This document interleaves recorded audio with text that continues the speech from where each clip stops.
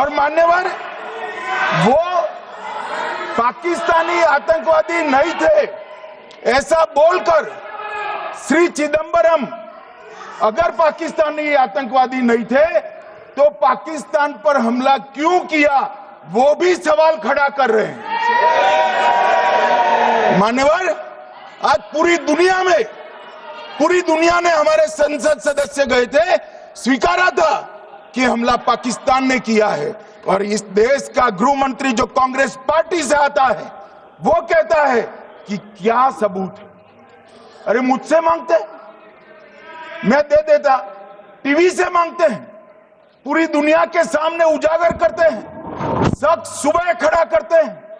पाकिस्तान को बचाने का इनका ये षड्यंत्र आज 130 करोड़ लोग जान रहे हैं। बच नहीं पाओगे आप लोग, बच नहीं पाओगे। मान्यवर,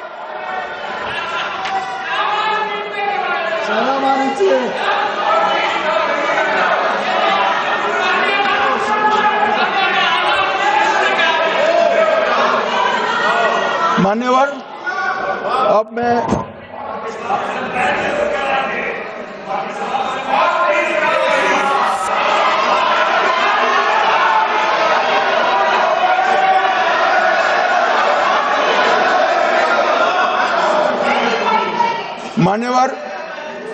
अब मैं पहलगांव आतंकी हमला और ऑपरेशन सिंदूर,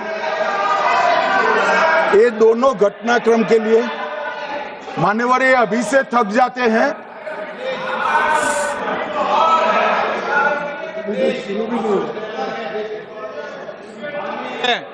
प्लीज रेडी।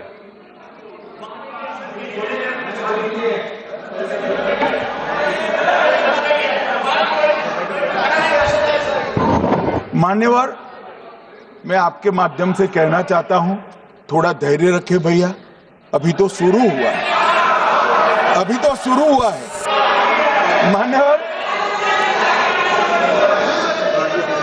मैं पहलगांव आतंकी हमला और ऑपरेशन सिंदूर के बारे में पूरा घटनाक्रम बताना चाहता हूं। कल ढेर सारे सवाल उठाए।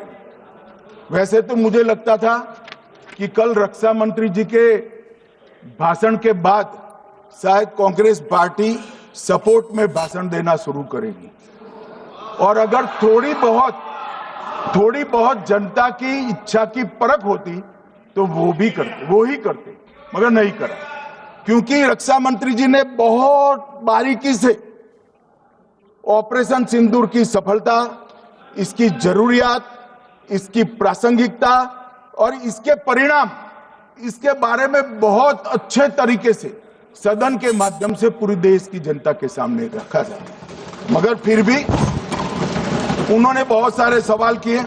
अब सवाल किए हैं तो मुझे जवाब देना भी पड़ेगा, उनको सुनना भी पड़ेगा। मान्यवर, मैं पूरा घटनाक्रम बताना चाहता हूं।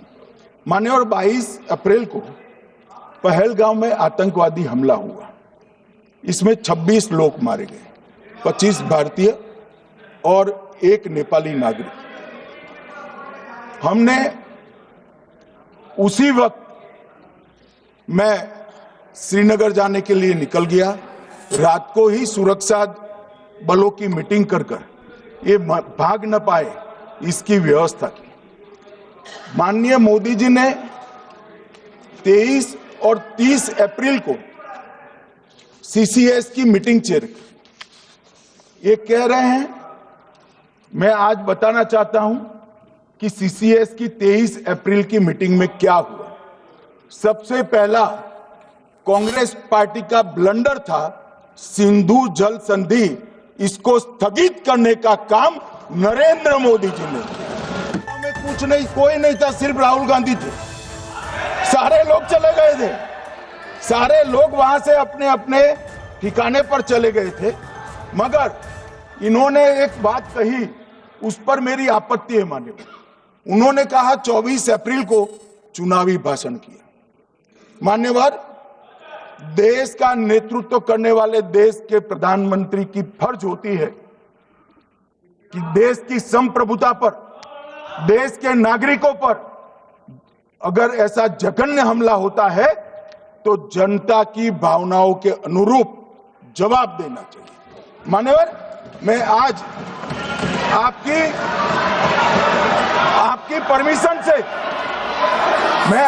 परमिशन से मोदी जी के बिहार भाषण के कुछ अंश पढ़ना चाहता हूं। कोट अनकोट है। 22 अप्रैल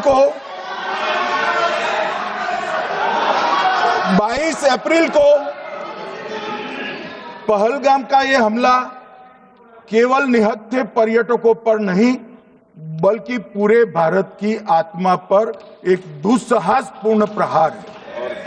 आतंकवाद के प्रति दृढ़ और कड़ा रुख आतंकियों और इसके हमले की साजिश रखने वालों की कल्पना से भी बढ़कर उनको सजा दी जाए।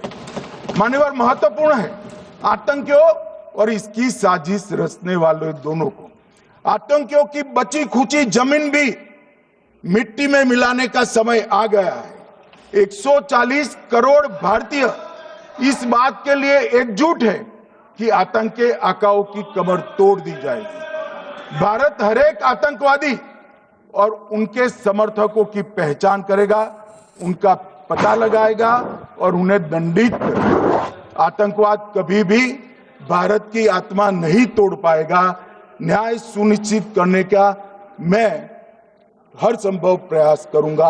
अनकोट। अब इसमें किसी को चुनावी भाषण दिखाई पड़ता है तो उसकी समझ शक्ति पर बहुत सारे सवालिया निशान लग जाते हैं। ये चुनावी भाषण नहीं है। आतंकवाद के खिलाफ लड़ने का 140 करोड़ भारतीयों का प्रतिघोष है जो मोदी जी ने वहां दिया। इनको चुनावी भाषण दिखाई पड़ता है। जैसे चश्मे होते हैं ऐसी ही दृष्टि होती है।